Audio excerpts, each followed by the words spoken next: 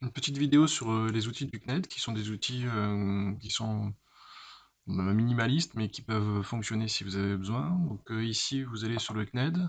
Donc le CNED, quand vous allez là, voilà, c'est la page du CNED, vous cliquez sur ma classe à la maison, prenez lycée, ce sera le plus adapté par rapport aux outils. Moi, je me suis connecté, j'ai créé un compte, hein. Ici, vous allez sur la classe virtuelle, et une fois que vous allez sur la classe virtuelle, il y a deux liens. Le lien envoyé pour les élèves, aux participants, et puis le lien du modérateur.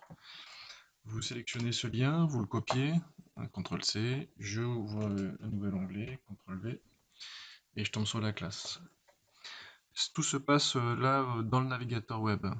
Il vous faut une adresse académique, hein, pour pouvoir l'utiliser.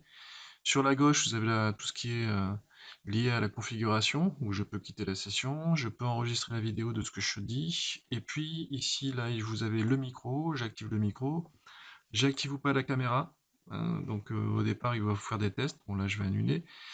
Je peux demander la parole pour si c'est un élève, hein, voilà, je vais parler, et puis à droite, vous avez tous les outils de partage. Donc ici, tout le monde. Ici, vous pouvez vous exprimer, donc par défaut, c'est le chat. Ici, vous avez la liste des gens. Moi, je suis modérateur, professeur, et puis ici, j'ai tout ce qui est partage. Donc, je peux partager un tableau vide pour pouvoir écrire, partager une application de l'écran. Donc, par exemple, ici, je vais dire, je veux mon écran ici.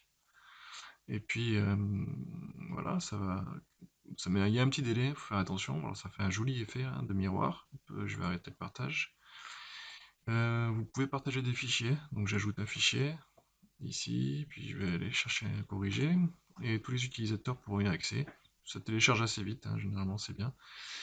Et puis ici vous avez les paramètres, tous les paramètres à la fois du volume de haut-parleur, les configurations de la caméra, etc. etc.